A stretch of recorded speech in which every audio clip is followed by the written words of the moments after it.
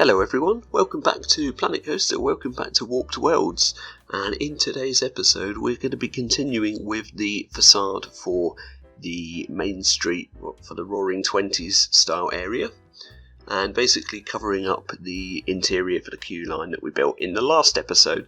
So it's going to be quite a short one today, kept it down to about 15 minutes, which is good because, you know, long videos get tedious. And really, we don't get an awful lot done, but we get enough done so that we can sort of continue with the build in the way that I had planned for the next episode. So I felt now was the time to start getting some Art Deco style buildings into the area, and this isn't like a style that I'm particularly familiar with building in any game really. So I had to sort of Google some reference images and take inspiration from that, and this is sort of based on the New York skyscraper type Roaring Twenties buildings that you see when you sort of search for Art Deco. I mean, it could even be like a Miami beachfront style building, I guess, or anything like that really, but we're trying to keep with the theme and the sort of rather plain sort of white and beigey grey type colours.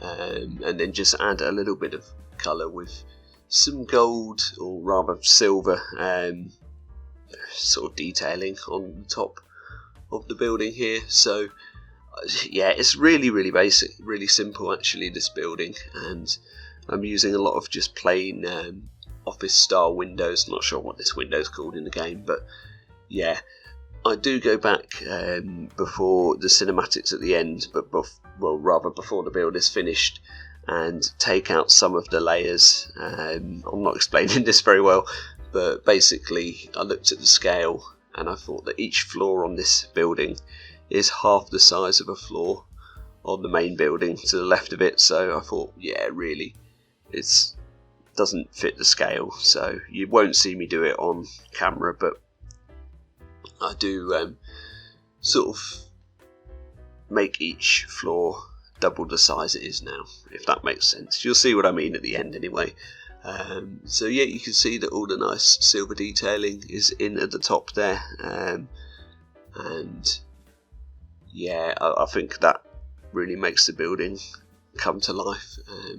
Probably my favourite bit about doing it, and it was really simple to do all this.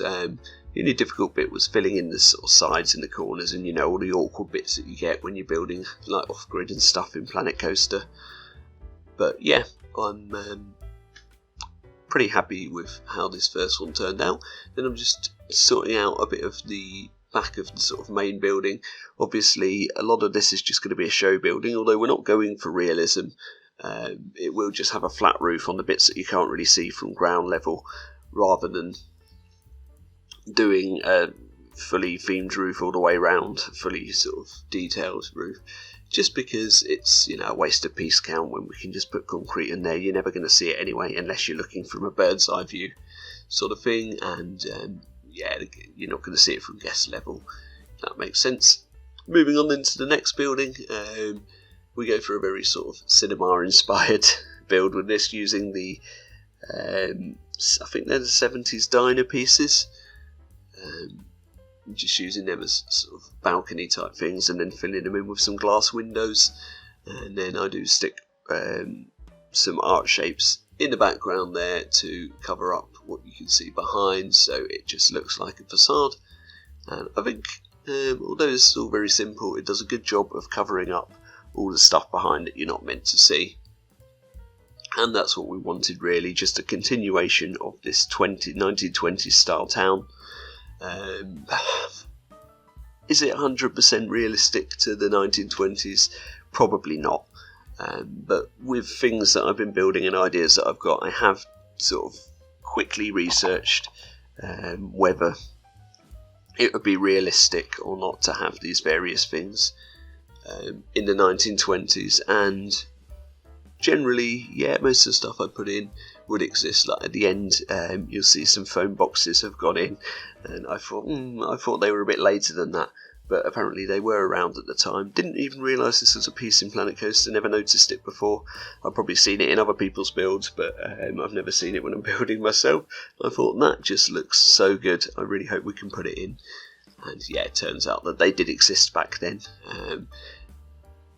Probably the very early ones, the ones in the game might be a slightly later sort of version, but phone boxes were a thing in the 20s. So there you go. Going off on a bit of a tangent there about phone boxes, but what can you do?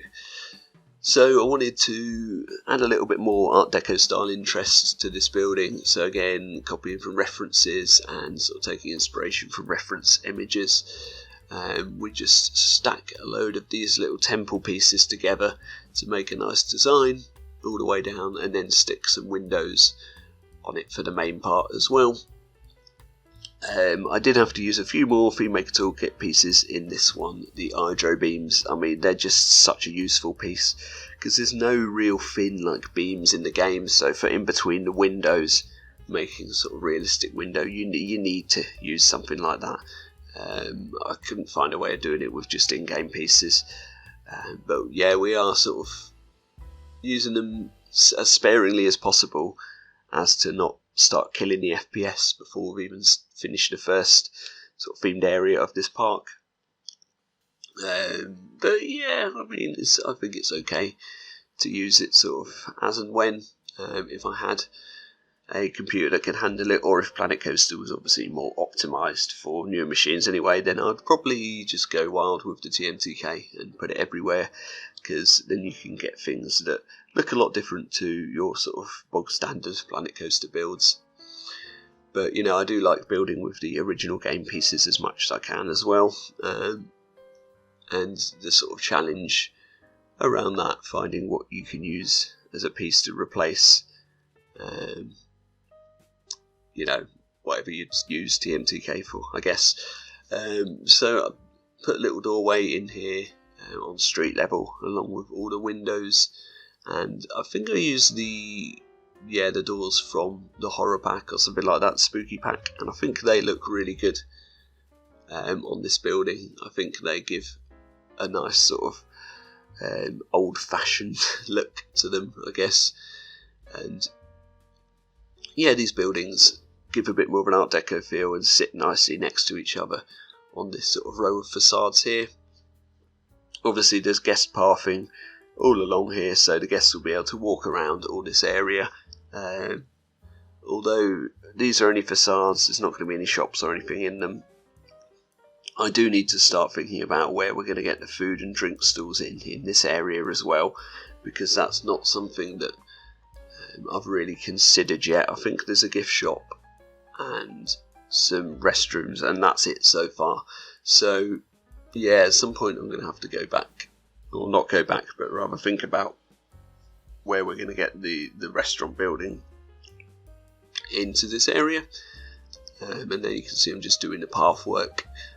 Quite a lot of the detailing for this area wasn't recorded because I went into it last night actually, and I thought I'm just going to spend half an hour here just touching this area up so that it's ready for the cinematics.